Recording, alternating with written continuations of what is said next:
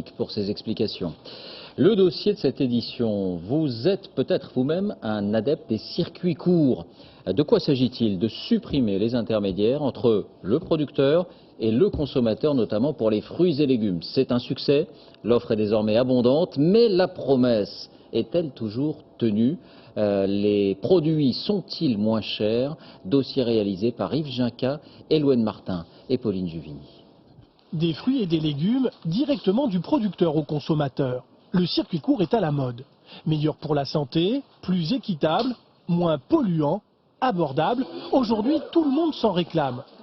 Petits maraîchers indépendants qui cultivent ces légumes, ou bien des producteurs regroupés dans leurs propres magasins, et même des grandes surfaces spécialisées dans les produits frais. Mais tous respectent-ils les promesses du circuit court? Observent-ils la règle d'un intermédiaire au maximum? Quelle proportion en bio et à quel prix? Nous avons enquêté. Florent Seban est maraîcher en Ile-de-France. Il cultive 4 hectares de terre et fait partie d'une AMAP, Association pour une agriculture paysanne. Cet après-midi, il récolte ses poireaux avant sa livraison hebdomadaire.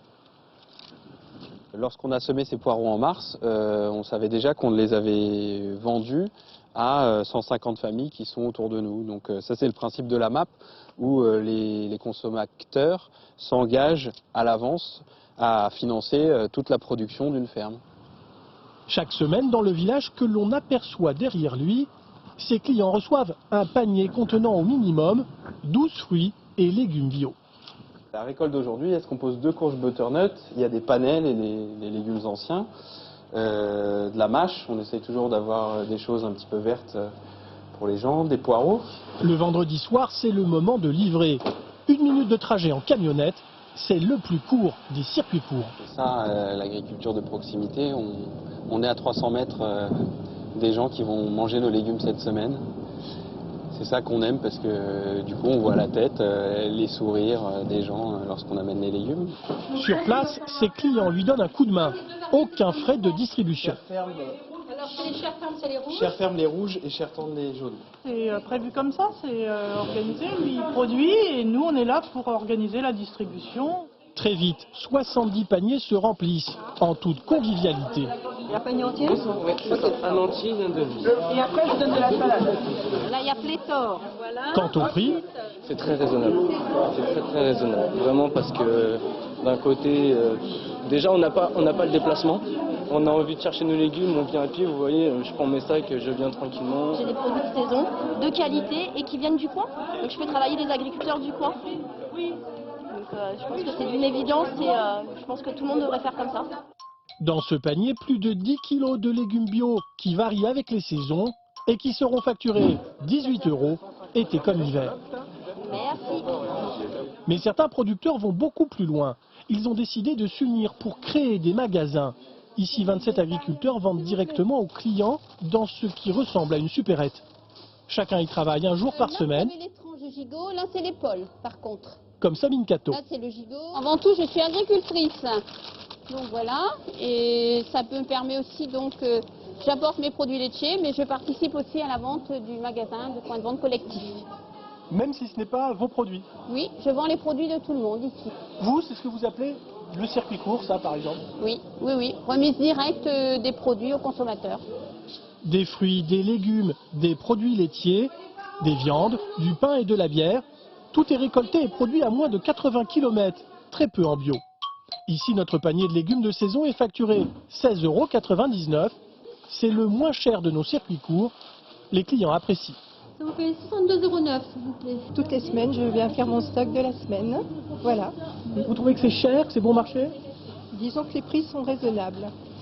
Et la qualité? Très belle. Le circuit court a tellement de succès que la grande distribution a créé une enseigne spécialisée. C'est le PDG du réseau Decathlon qui l'a fondé, avec une idée, mélanger circuit court et nettement moins court. Il est 6 h du matin. Première livraison. Cet agriculteur avec ses carottes et ses pommes de terre, toutes récoltées à moins de 15 km. Ce sont des produits en circuit court, donc ils nous livrent le mercredi et le samedi, selon les commandes passées par le chef de rayon. En fait. Donc c'est ce qui fait fonctionner notre magasin, le circuit court, quoi. Mais quelques minutes plus tard, surprise. Vous allez bien? Un chargement de fruits exotiques débarque de ce camion. Des ananas, des oranges, des kiwis, des bananes, qui ont fait 6000 km. Alors d'où ils viennent tous ces produits? Alors ils viennent de 5-10 km d'ici par un grossiste, le mini-ragiste de Lille. Donc c'est pour compléter notre gamme qui n'est pas en circuit court actuellement. Oui, parce que tout ça, c'est pas des produits locaux ni de saison. Hein. Non, on est obligé de compléter notre gamme avec certains produits. Ce magasin l'affiche en rayon. 72% des articles uniquement sont achetés directement aux producteurs locaux, dont les photos sont partout affichées au mur. Et à côté des navets et des pommes rarement bio, on trouve des bananes des Antilles, des tomates et des poivrons d'Espagne et des crevettes d'Équateur. Pour la directrice, proposer ces produits lointains, en plus de ceux en circuit court, se révèle une très bonne affaire. En hiver, il n'y a pas forcément beaucoup de produits. Et donc ça va être la clémentine, par exemple, qui va apporter, donc la clémentine de Corse, qui va apporter du chiffre. Du chiffre que la direction de l'enseigne ne voudrait rater sous aucun prétexte. D'ailleurs, elle ne s'en cache pas, mélanger circuit court et grande distribution, c'est un tout nouveau marché à capter. Nous, ce qu'on essaie de développer, c'est un circuit court avec un petit peu plus de largeur dans l'offre et puis effectivement s'autoriser d'avoir tous ces produits complémentaires pour essayer de toucher une clientèle qui n'est pas forcément suffisamment réceptive pour aller jusque dans les fermes, mais qui a envie de quitter un peu les supermarchés pour trouver quelque chose de plus authentique et de plus cohérent. C'est certain qu'il y a un marché d'avenir sur ce créneau-là, c'est sûr et certain. Oui. On peut gagner de l'argent. On gagne déjà de l'argent. Oui. Bilan de notre enquête, le circuit court le plus vertueux, c'est bien le petit maraîcher, avec 1 km parcouru et un panier bio qui est le plus cher.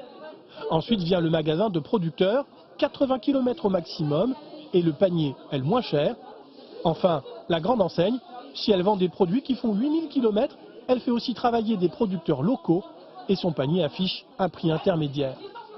Aujourd'hui en France, 7% des achats alimentaires proviennent des circuits courts.